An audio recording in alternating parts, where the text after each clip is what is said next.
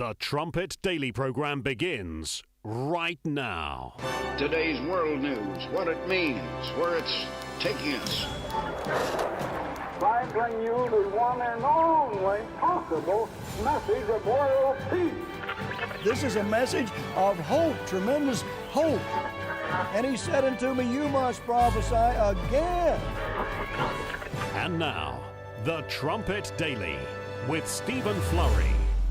Hello again, everyone. Welcome back to the Trumpet Daily radio show. Lots and lots and lots of things to get to on today's program. Yesterday, President Trump, he gave his first statement out in front of the media since the comments that he had in the middle of the night during the election. And following his statement yesterday, a complete and total meltdown in the media. So not much of a surprise there. We also have a really interesting article written before the election about mail-in ballots, and that if they're so secure, as so many have said, coming from the radical left, then why are there so many nations, even in the West, that ban mail-in ballots? As I say, it's an interesting piece. And it actually comes from Newsweek, so that's interesting as well. We're also going to go back before the election and talk about what I guess it was Axios initially and the New York Times, some of these publications that were talking about the red mirage. What would happen on election night if there's this red mirage at the start, and then Joe Biden comes around and somehow wins it later, days later, maybe weeks later, following the election. That's some interesting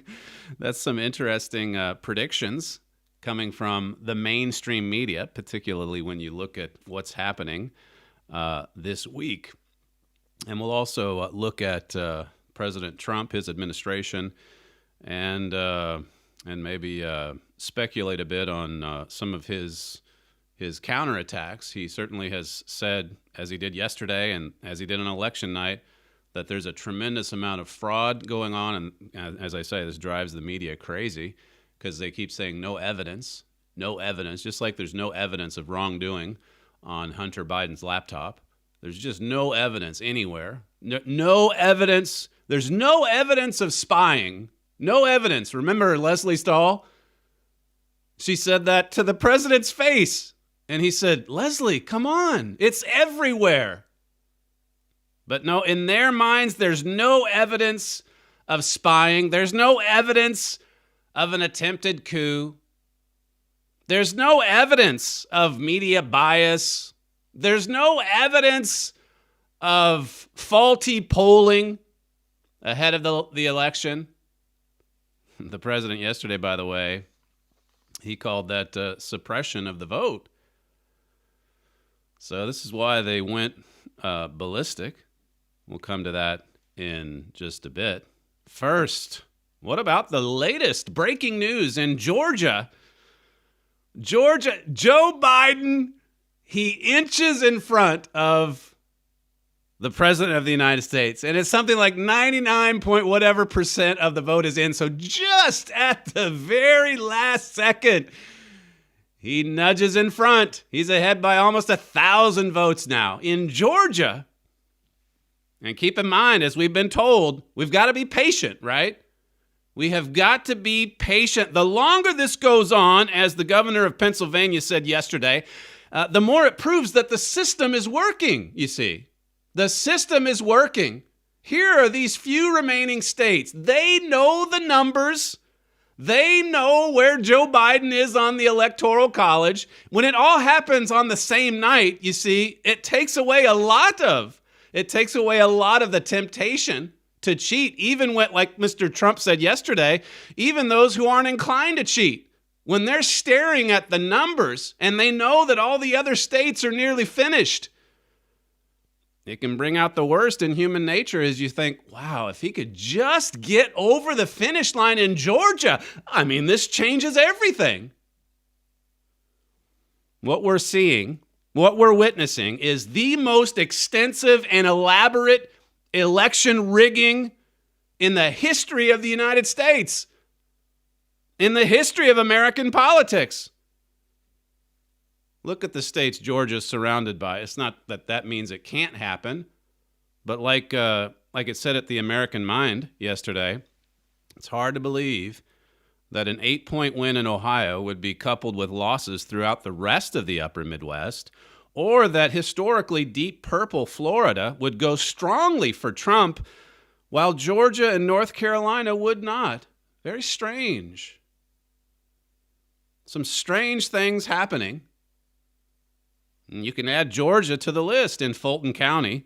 The poll watchers, last night they were told to go home because, well, the counters were done counting. And as soon as the watchers, as soon as the ones that were there to give oversight, as soon as they were gone, well, they started counting again under the cover of darkness. Oh, yes. So you can add this to the boarded up windows in Detroit. You can add this to the miraculous, I mean the miraculous turnout numbers in Milwaukee. You can add this to the election officials in Philadelphia turning away those who were sent to monitor the process. Even after a judge ruled you have to let them in. And they just said, no, can't come in. Or if you do, you've got to stay like 100 yards away. This is from the chairman of the Georgia Republican Party, David Schaefer. He said at the Georgia Republican state headquarters, monitoring reports from county tabulation centers, problems with Republican and other public observers being allowed to view tabulation and canvass. And so he went on to tweet, Fulton County told our observers last night to go home because they were closing up and then continue to count ballots in secret. Today in Fulton County, they're operating a forklift between the place the ballot scanners are located and the area our observers have been instructed to stand. So they're letting them in, but they've got to stand off in the corner behind all of these obstructions. It says a few minutes ago, in Chatham County, our observers watched an unidentifiable woman mix over 50 ballots into the stack of uncounted absentee ballots. He says, I have authorized lawyers for the Georgia Republican Party to file an emergency petition against Chatham County Board of Elections to enforce election laws and to prevent the unlawful counting of absentee ballots received after the election. And then he says, lawsuit filed. That's from the Georgia, the chairman of the Georgian Republican Party. It's a coup right out there in the open, right out there in plain sight. Brad McDonald wrote his trumpet brief last night. The election exposes the radical left's rolling coup. It's just ongoing. We saw the first version of it when President Trump won in 2016, and all the insurance policies and such, and then the setup and the days leading up to the inauguration. And then the attack, taking down General Flynn, the spying that went on for months, the lying to the FISA court. No evidence, though. No, if you're Leslie Stahl, that's not evidence. Come on, there's no evidence that the Obama people spied. Look at all of this evidence of wrongdoing, defying a judge's order in Philadelphia. And yet the media, as I say, they went crazy last night because the president gets up there and says, look, we've got problems here, here, here, and here. And they keep crying, no evidence. It doesn't matter how much evidence turns up, and I guess that does remain an open question, but they would never accept it as true. They've proven this. This is their track record. That trumpet brief, by the way, Brad McDonald goes back to some of the things my father was writing 10, 15 years ago. America Under Attack in particular, but even back to the beginning of President Obama's presidency, 2008, 2009, then America Under Attack, and then more recently, Great Again in 2016. And it's a great trumpet brief because it just tells you this is what the trumpet has been warning about for years. And all these statements that might have seemed a little bit extreme 4 years ago, 8 years ago, 12 years ago.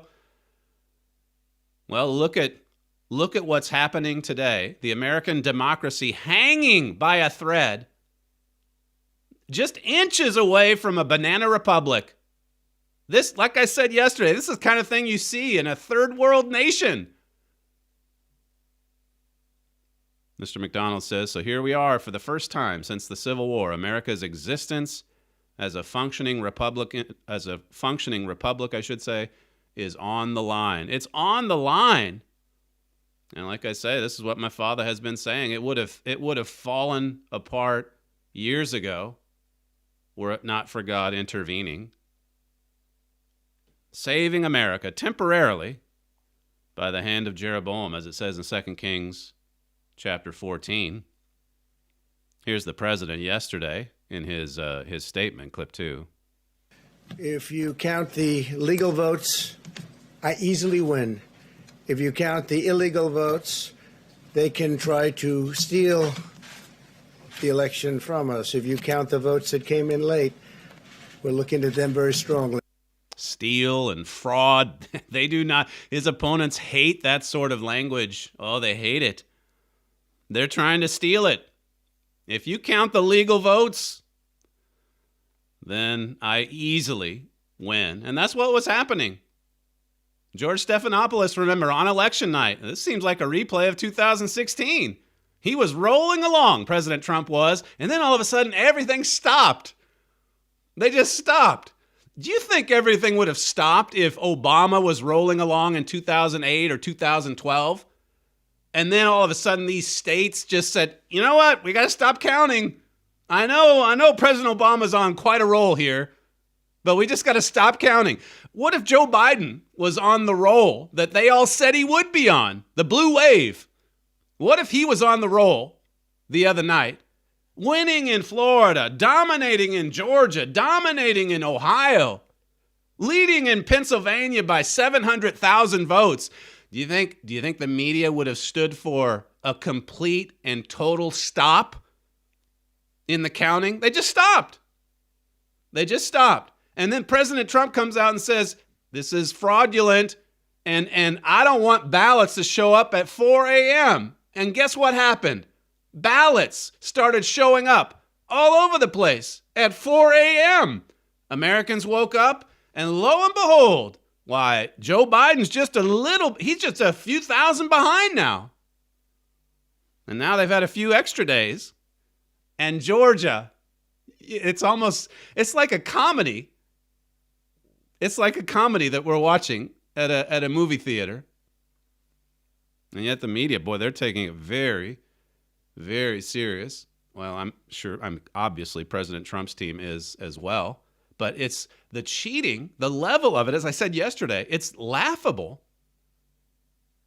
This is President Trump again from his statement last night, clip 3. Democrat officials never believed they could win this election honestly. I really believe that. That's why they did the mail-in ballots, where there's tremendous corruption and fraud going on. And like I said, Newsweek, in this article back in August, they said that's why so many nations ban it, because, I mean, this is just something that happens around the world. And the media, they're beside themselves saying, no, it can't not happen. There cannot be corruption. There's no foul play here. It happens all the time when nations do allow for this sort of thing. And the president, to his credit, he was warning about it and warning about it and warning about it. Here they are under the cover of darkness. No observers, no moderators, nothing. No one there to monitor the process. And he comes out and gives this speech and basically says, look, we're going to fight it. We're going to take it all the way up to the Supreme Court. This is an embarrassment. This is a fraud. And right across the board, every single network, they let him talk for a bit, but then they had to interrupt him. They had to cut him off. They had to come back in and tell everybody, you don't need to hear this from the president anymore because he is lying to you. Look at this montage. This is just the media reaction to the President of the United States speaking before the American people. Clip 1. It's not a question of who wins, Republican, Democrat. Good evening, everyone. I'm Lindsay Davis. Thanks so much for streaming with us. We've been listening to President Trump addressing the nation for the first time since the wee hours Wednesday morning. He's been making a lot of, frankly, false accusations, baseless claims, and that's not being partisan. That's just stating the fact. In Georgia, I won by a lot. And there, the President of the United States addressing the American people for the first time, claiming that if you count the legal votes, I easily win. Nancy Cordes is with us. There were a couple of statements that the president made. Iowa, Indiana, Ohio. Okay, here we are again in the unusual position of not only interrupting the President of the United States, but correcting the President of the Democrats. But in all cases, they're so one-sided. We're watching President Trump speaking live from the White House, and we have to interrupt here because the president has made a number of false statements. About tens of millions of unsolicited ballots without any verification measures whatsoever. Well, we're interrupting this because what the President of the United States is saying, in large part, is absolutely untrue. He began, and we're not going to allow it to keep going because it's not true. Yeah, we're just not going to allow it to keep going, says Shepard Smith. The same man who says to Fauci, why can't we have a lockdown for 111 days? It's like they all texted each other and said, hey, we gotta break in. We got to break in and silence the President of the United States. Twitter's been censoring all kinds of tweets, video. You can't even see it. They're not going to let you see it. As far as they're concerned, there is no evidence. Here we're just a day or two into this mess of a post-election counting, and they're convinced. They're absolutely convinced, and they're right. They know. You hear the tone. You see them. Just overcome with self-righteous, sanctimonious vanity through and through. The New York Times tweeted out on Tuesday, the role of declaring the winner of a presidential election in the U.S. falls to the news media. We're the ones who decide. Now, they had to later take that tweet down because they just got blasted for it. But that's the way they think.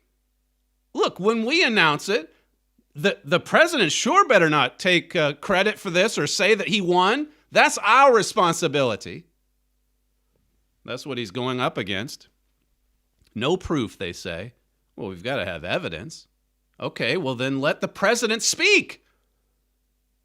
Let him give you his side of the story. They can't even do that. I'm sorry, we're going to have to break, and we're just not going to show it. Too many lies. These are the same people that peddled the Russia collusion lie for years. It was nonstop, over and over and over and over. It's worse than fake news, as the president has said recently. It's corrupt through and through. They're in on it. It's another coup attempt. And they're the main players, just like they were in 2017. I think we'll see that even when we go through this New York Times article a little bit later. Listen to Anderson Cooper's reaction to the president's speech last night, clip 4. That is the president of the United States. That is the most powerful person in the world. And we see him like an obese turtle on his back, flailing in the hot sun, realizing his time is over. And that is Anderson Cooper, the distinguished commentator on CNN.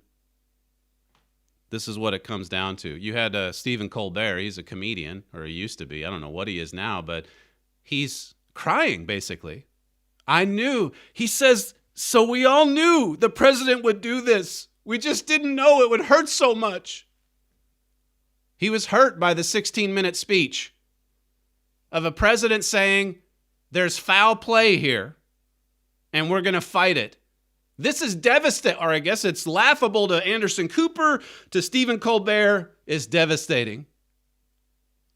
Crying on the air. Really. Going back to election night, again, this is when the president first brought it up, and they reacted the same way then in the middle of the night. This was after, like he said, it was rolling along, and then everything just stopped. They're cheating. They're cheating, he said, and his instincts, as shocking as that statement might have been to some for many in the middle of the night, on election night, his instincts were right. Here's clip 5. So we won by 107,000 votes with 81% of the vote. That's Michigan. So when you take those 3 states in particular, and you take all of the others, I mean, we have so many. We had such a big night.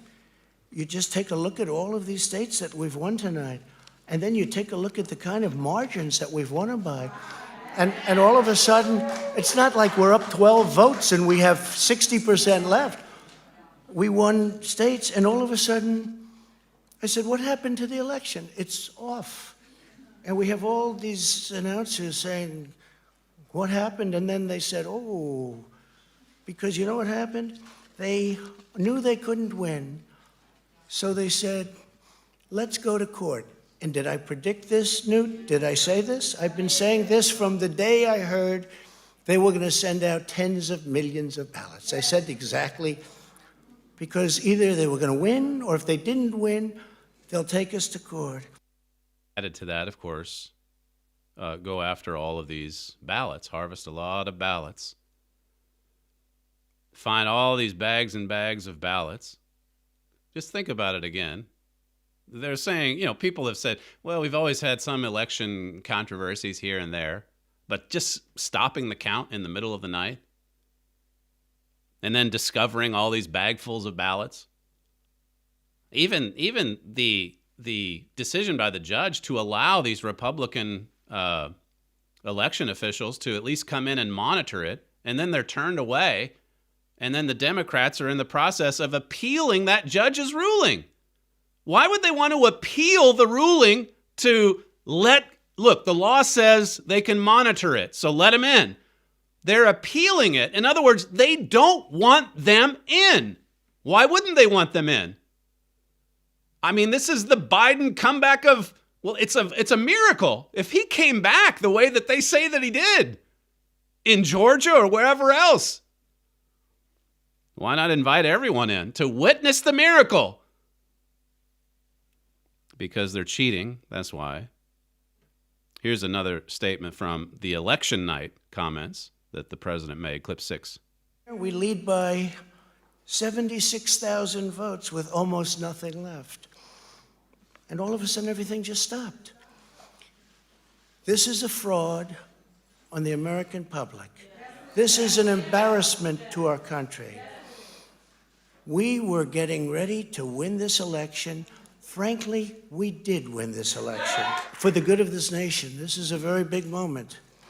This is a major fraud in our nation. We want the law to be used in a proper manner. So we'll be going to the U.S. Supreme Court. We want all voting to stop. We don't want them to find any ballots at 4 o'clock in the morning and add them to the list. And then that last comment he made there, that's exactly what happened. To me, that's astounding too. I think he gave that speech at something like 1:45. And then America goes to sleep. And then they started finding ballots in Milwaukee and Detroit around about 4 a.m. This is from Michael Anton from The American Mind. It says, strictly speaking, a coup is an illegitimate change of government by violent means. But what if you can do it without violence? Well, and we should add there's been a lot of violence this past summer.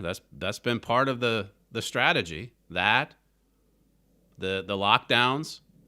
Well, we've got to have the ballots. It's been an all-out attack. But what if you can do it without violence? It says to win without fighting is best, Sun Tzu says, and an ostensibly mostly peaceful ouster from power is preferable to the use of force because it can much more easily be sold as our democracy at work. That's like Governor Wolf yesterday. Look, the longer this plays out, the more it shows that the system's working. Look, democracy's working. Every vote is being counted. It says, and then suddenly the counting stopped in at least 5 states or parts of states, Georgia, Michigan, Nevada, North Carolina, Pennsylvania, and Wisconsin, all but one with a Democratic governor. It says, according to Nate Silver, no one's idea of a Trumpist, one tranche of 23,277 votes that turned up in Philadelphia were all for Biden. This was Nate Silver reporting it. Absent some kind of harvesting or fraud or both, that's a logical and statistical impossibility. This is impossible. And this is not like 2 votes that got erased or there was a hanging chad to go back to 2000. This is 23,277. According to Nate Silver, he's the famous pollster who always gets it wrong. So he comes out, he's not a Trump supporter by any means. He's reporting this. No evidence. Well, there's no evidence. We've got to break in to let you know that everything the president's saying is not true, and we're just not going to play it. We're just not going to play it. It says, through the night, all such ballots came from heavily Democratic areas posting unusually, improbably high turnout. 85% in Milwaukee, a city that turned out at only 61% in 2016? Really? And even with Obama on the ballot in 2012, it was 71%. But 85% for Sleepy Joe? It says, according to one report, 7 Milwaukee precincts returned more presidential votes than they have registered voters. That's 7 precincts. Turnout in Wisconsin is alleged to have been 89.25%, more than 5 standard deviations for the state's mean turnout since 1960. Another statistical impossibility.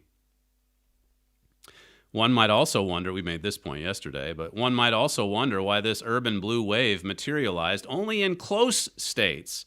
Milwaukee was way up, but not Cleveland. Philly, but not St. Louis. Granted, Ohio and Missouri are red, but their big cities aren't. It says, finally, we've seen this movie before. This is how they beat Scott Walker in Wisconsin in 2018, Tom Foley in Connecticut in 2010, and Norm Coleman in Minnesota in 2008. You see, we've seen all of this before.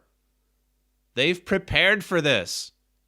And now, and a lot, granted, a lot of people in America probably did just kind of sigh and say, oh, well, what can you do? But now it's happened on a national level, and everyone sees it. 70 million people voted for Donald Trump. Now everyone sees it. It's in plain view what's happening in Atlanta, in Philadelphia, in Detroit. The president, in his statement last night, he drew attention to some of these districts. Clip 7. Detroit and Philadelphia, known as 2 of the most corrupt political places anywhere in our country, easily cannot be responsible for engineering the outcome of a presidential race. These 2 cities, these two Democrat bastions, they're not going to engineer the presidential race, said the president last night. Newt Gingrich on Fox News, he made a similar point about the corruption there. Clip 8. My hope is that President Trump will lead the millions of Americans who understand exactly what's going on. The Philadelphia machine is corrupt. The Atlanta machine is corrupt. The machine in Detroit is corrupt. and they're trying to steal the presidency, and we should not allow them to do that. That's Newt Gingrich last night on Fox News. I want to turn your attention now to this red mirage, these stories that were coming out about 2 months before the election. This one here comes from the New York Times, September 2nd. And listen to this. This is remarkable. It says, as returns come in on election night in Florida, or as they came in, so it's going back to 2 years ago, as returns came in on election night in Florida in 2018, the Republicans running for governor and the Senate took narrow leads in races that were too close to call. Over the next days, their Democratic opponents began closing the gaps as mailed-in votes were counted. President Trump raised an alarm, demanding that the races be called for the Republicans, Rick Scott and Ron DeSantis. He tweeted falsely that the large numbers of new ballots showed up out of nowhere. So he's just wrong. There's no evidence of wrongdoing. Keep in mind, if President Trump says it, there's never any evidence.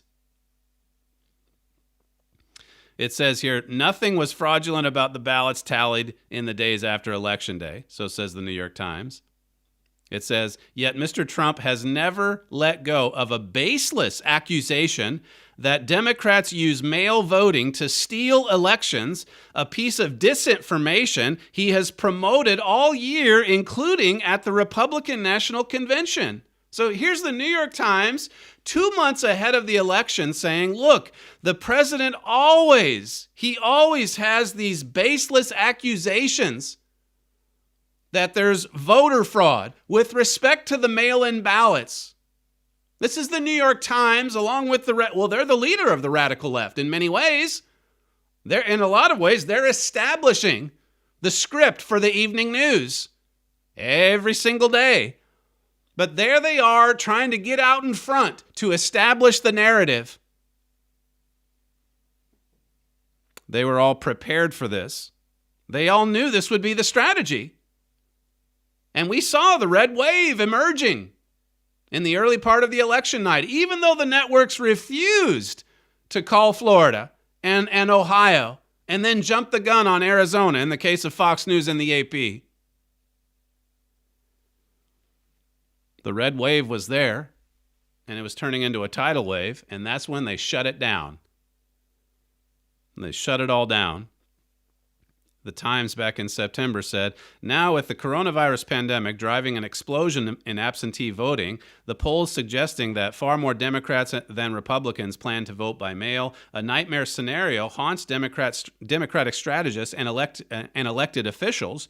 What if, listen to this, what if early results in swing states on election night show the president in the lead because most Republicans voted in person, yet in the days afterward, as mail ballots that tilt heavily Democratic are tallied, states flip to Joseph R. Biden Jr. They're telegraphing the strategy and the outcome. Look, there's going to be votes that pour in afterwards, and they're all going to be for Biden. In the case of that precinct in Philadelphia, I mean, a bag full of 23,000 where every single one of them were. Statistically impossible. And yet that's what keeps turning up. It always goes in one direction, doesn't it? The coverage on election night, the call with respect to Arizona, and certainly not with respect to any states that President Trump would have won. Wait, and even to this day, I think the electoral count for him is down at the low 200s. So they did anything and everything they could to make sure it looked like he did not have a commanding lead or that he wasn't about to win this. And then when it just got to be overwhelming, the support for the president, they shut it down. Pretty amazing to read this, isn't it? In the New York Times. You think about all of those leaks and things going back to 2016 and 17. I was telling Sam this morning. He's the one, by the way, that found this article and went through it. But they were telling their readers what they were doing and what the president was doing and why they needed to expand you remember in, I think it was January, right before the inauguration, they were passing information all over the intel community, making sure that they could continue with their spying and their attack on the president or the incoming president. This is back in 2017. And there'd be little bits and pieces of information in the New York Times or the Washington Post or wherever else. And then it was commentators like Mark Levin back in March of 2017 that started to piece it all together and say, look, this is a coup. This is a silent coup. They're trying to take over. They're trying to destroy this man before his administration or his presidency even gets started. You read through this scenario as it was explained back in September 2nd, 2 months before the election, even down to the cities that are discussed. Listen to this. The nightmare scenario in November is worth preparing for. We've got to prepare for this, Democrats. We've got to prepare for this, radical left. The nightmare scenario in November is worth preparing for, many Democrats say.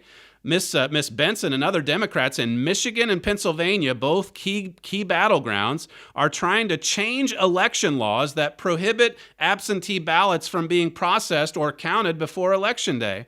As of now, mail-in votes from large Democratic cities like Philadelphia, Milwaukee, and Detroit are not reported until after in-person votes, sometimes days later. So look, we're trying to get it to where we can count everything ahead of time, but it just may not work. Sometimes they come in days later. Where? Philadelphia, Milwaukee, Detroit.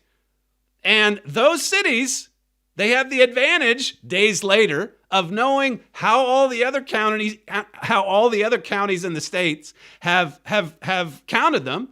So they have the larger advantage of knowing what's happened in the rest of the country. So if there's just one person who's corrupt, what an opportunity. If you're sitting there in a major city that has tens of thousands of votes and knowing that you can swing not just the election in Pennsylvania, but for the entire nation. This is why countries ban it. This is because there's just so many opportunities for foul play. They mentioned Philadelphia, Milwaukee, and Detroit. It says further on, a Democratic data group backed by Michael Bloomberg said this week that it was likely that Mr. Trump would appear to have won on election night by a landslide, a scenario it called a red mirage. I'm still trying to figure out how the blue wave factors into this, what all the pollsters were saying. President Trump yesterday said that, this was voter suppression, and perhaps that was part of the strategy too. But in fact, as the president has said more recently, they knew they weren't going to win this election. They knew. They knew they were going to lose if they didn't cheat. And so when they were about to lose, they stopped everything. And then the plan kicked in. It says here, elections experts say that absentee or mail voting is potentially more subject to instances of fraud than in-person voting. So even the Times admitted that back then. But the states with a history of all-mail voting have a minuscule number of cases. So there are some instances of fraud, but really it's not that serious. Don't worry, nothing to worry about here. It says, even before Mr. Trump injected new partisanship into mail voting, election analysts identified a blue shift in how late-counted absentee ballots tend to boost Democratic candidates. While TV viewers are used to election night projections of who has won, some broadcast and digital journalists are discussing ways to clearly inform viewers or voters that results may be incomplete. See, this is 2 months before the election. And they're saying we've got to prepare for this. And the networks, they've got to prepare to tell viewers that it's not going to be complete. Just like we heard yesterday, be patient. Be patient, and we'll get enough votes. If every vote's counted, then Joe Biden's going to win.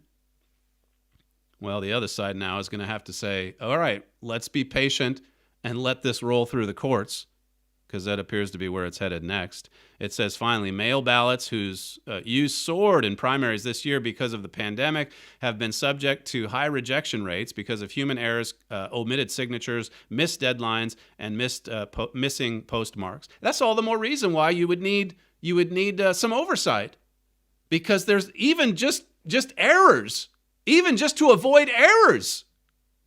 And yet those that are there to oversee are being shut out in Fulton County and in Philadelphia. That's just from this morning and yesterday's reports. No evidence. This is the Newsweek piece from August 4th. So this goes back to 4 months before the election. It's by John Lott, the president of the Crime Prevention Research Center. And he says voting fraud is a real concern. Just look around the world. In other words, it happens all over the place. It is a concern. It's a valid concern for the president to have, he said, months before the election. He writes, besides the United States, there are 36 member states in the Organization for Economic Cooperation and Development. 47% ban mail-in voting unless the citizen is living abroad, and 30% require a photo ID to obtain a mail-in ballot. 14% of the countries ban mail-in voting even for those living abroad. There's 14% of the countries that say you can't even vote if you're living outside the nation, outside the country. I mean, the U.S. even has that with absentee voting for the military and other people that live abroad. But it says here, in addition, some countries that allow voting by mail for some citizens living in the country don't allow it for everyone. For example, Japan and Poland have limited mail-in voting for those who have special certificates verifying that they're disabled and so on. Goes on to talk about other European countries. And listen to this about Europe. Europe, there's plenty of commentators in Europe right now saying that, oh, Donald Trump is attacking democracy. And we're going to get to that, by the way, the world reaction to what's happening in the U.S. The U.S. becoming a spectacle in front of the whole world. And you listen to Piers Morgan over here, or even on election night, Andrew Neil, he's fairly conservative. His head exploded when he heard the president give his comments that night. You can hardly even turn it on because you know they're all going to say the same thing. It's what they're hearing from CNN. They're just interrupting the president can't even speak. People can't even tweet about what's happening at these polling stations. It says here, the point what I was going to make is, let me just read it. It says, among the 27 countries in the European Union, 63% ban mail-in voting unless living abroad, and another 22% require a photo ID to obtain a mail-in ballot. So here are all these pious critics in Europe denouncing Donald Trump for calling into question the fairness of this election. And they themselves, you know why they have a lot of these restrictions in place in their nations? Because they've seen so much fraud when it was allowed before. It says, are all of these countries, socialist and non-socialist alike, Western and Eastern European, developed and underdeveloped, acting without evidence? Well, why would they ban it? Is the point that he made back in August, this John Lott. It says, finally, these countries have learned the hard way what happens when mail-in ballots aren't secured. They've all been burned by it. They've all seen a lot of fraud and a lot of foul play. And again, these are Western nations. And here's the United States. As I say, as Mr. McDonald said in his trumpet brief, just the republic is hanging by a thread. It gives an example in this Newsweek piece about right here in the UK. It says the UK, which allows postal voting, has had some notable mail-in ballot fraud cases prior to recent photo ID requirements.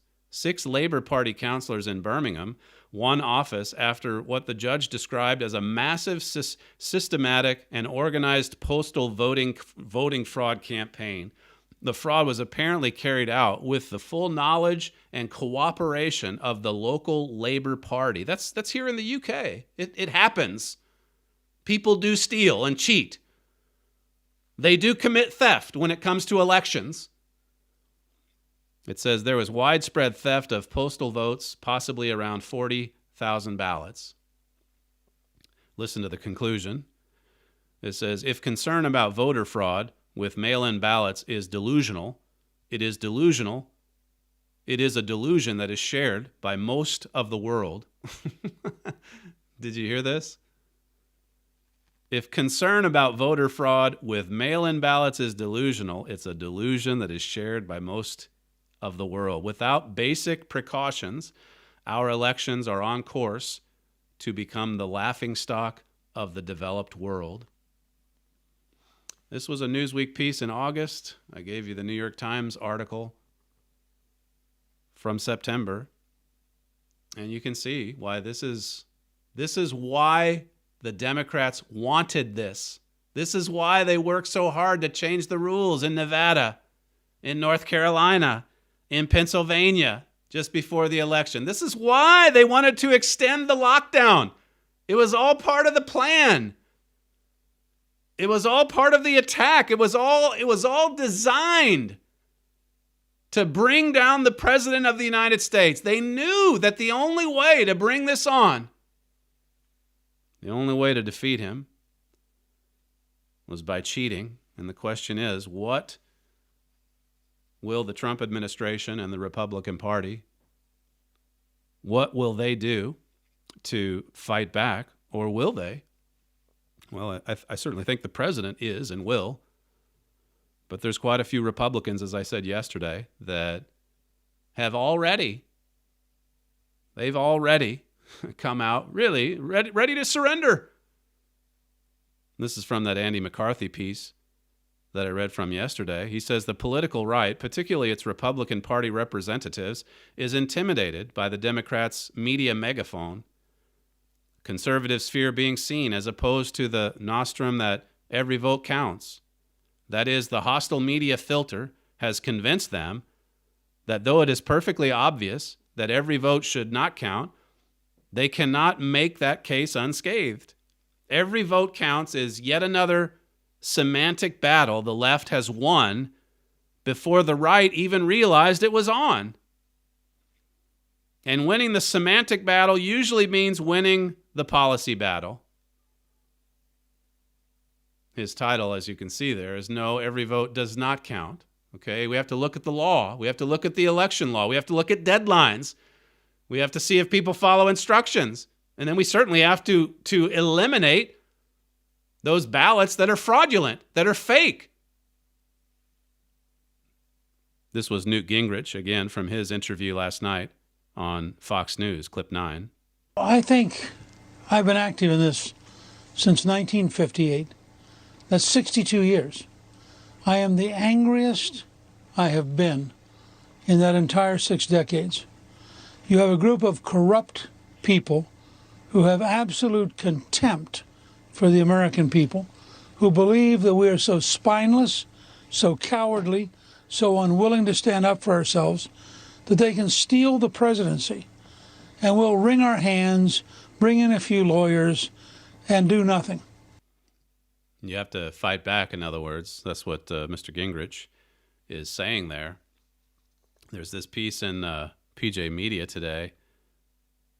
It says the Nevada Republican Party claims to have discovered 3,000 instances of voter fraud, and the party sent a criminal referral to Attorney General William Barr.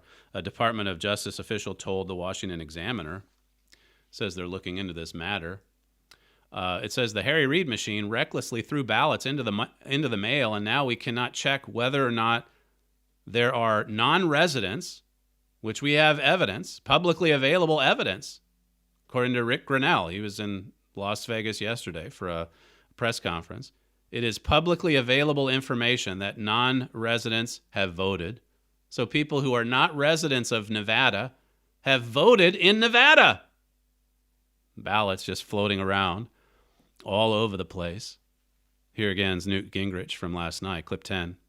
First of all, under federal law, we should lock up the people who are breaking the law. You stop somebody from being an observer, you just broke federal law. You hide and put up paper so nobody can see what you're doing, you just broke federal law. You bring in ballots that aren't real, you just broke federal law. I am sick and tired of corrupt left-wing Democrats who believe that we are too timid and too easy to intimidate, and therefore let us go out and steal it. That's exactly, no one should have any doubt. You are watching an effort to steal the presidency of the United States. That's Newt Gingrich from last night. And so maybe that item from PJ Media is an indication that the DOJ is moving on some of this. I think it has been relatively quiet, surprisingly quiet. The DOJ, Bill Barr, and what is actually happening there, particularly when you go back and see what he was saying about voter fraud before the election. Here again, I'm taking you back before November 3rd. This is the Attorney General on Wolf Blitzer's show. This was several weeks before the November election. We played it. I think we played this back in September, actually. So September, around the time of that New York Times article. So here's clip 12. Now what we're talking about is mailing them to everyone on the voter list when everyone knows those voter lists are inaccurate. People who should get them don't get them, which is what has been one of the major complaints in states that have tried this in municipal elections. And people who get them are not the right people. They're people who have replaced the previous occupant, and they can make them out. And sometimes multiple ballots come to the same address with a whole several generations of occupants. Do you think that's a way to run a vote? You can see there that he's pretty hot under the collar with Wolf Blitzer, who's, of course, of the opinion that just throw all the ballots out there and whatever comes in, fraudulent or not, just count them all up. Let's see who wins. You think that's the way to run a vote? He went on to say this, the AG, clip 13. Well, this is playing with fire. This is playing with fire. We're a very closely divided country here. And if people have to have confidence in the results of the election and the legitimacy of the government, and people trying to change the rules to this methodology, which, as a matter of logic, is very open to fraud and coercion, is reckless and dangerous. And the people are playing with fire. Playing with fire, and now we see it's a full-on explosion that's happened politically. That Newt Gingrich, by the way, he talked about this being the greatest crisis for America. He compared it to Washington and the depths of the Revolution, and then Lincoln and the Gettysburg conflict, which turned the Civil War in the favor of the North. And then now this. It's on that level. So what will happen? Coming from the Justice Department, let me just give you a quote. I thought this was interesting. Brad McDonald saw this morning. Again, this is from before the election. And just going back to some of these pieces, and even what happened, like I said yesterday, the death of Ruth Bader Ginsburg, Amy Coney Barrett going through. This is from the Washington Post, October 10th. It says, as both parties brace for the possibility of another contested election that Trump has suggested could go to the high court, the previously unreported role of his Supreme Court nominee in the absentee ballot fight is more than a historical footnote. This is basically, it points out how that Amy Coney Barrett was brought in to defend President Bush back during the 2000 election controversy, the fight that went all the way to the Supreme Court then. It says here, Chief Justice John Roberts and Justice Brett Kavanaugh also played a role in the Bush versus Gore, meaning that if Barrett is confirmed, 3 of the 9 justices will have participated in litigation related to the only presidential contest to be decided by the high court. 3 of them having some experience with this kind of fight, a political fight that works its way all the way up to the Supreme Court. Well, in conclusion here, I'll just refer you back to that trumpet brief that Brad McDonald sent out last night. It's an excellent piece that really pulls together. It's a lot of research that actually will make a good segment for this show at a later time. But I'll just summarize what he said there early on in the piece, how that he spent the better part of yesterday just reviewing through so many of my father's writings, going back to the early days of the Barack Obama presidency and the rise of the radical left and what that was doing to the United States, how the Constitution was being undermined. He writes, "The more I read, the more I understand just how intimately involved God is in what is unfolding in America right now." See, we can take great comfort in this. We don't have to panic because we're on one side or the other. We can rise right above the fray and understand and know. Like I read to you the other day, Daniel 2, Daniel 4. It's God. It's God who intervenes in the affairs of men when necessary, where necessary. Mr. McDonald writes, "This moment was forecast in Bible prophecy." He talks at length about this attack from the radical left to bring down the system.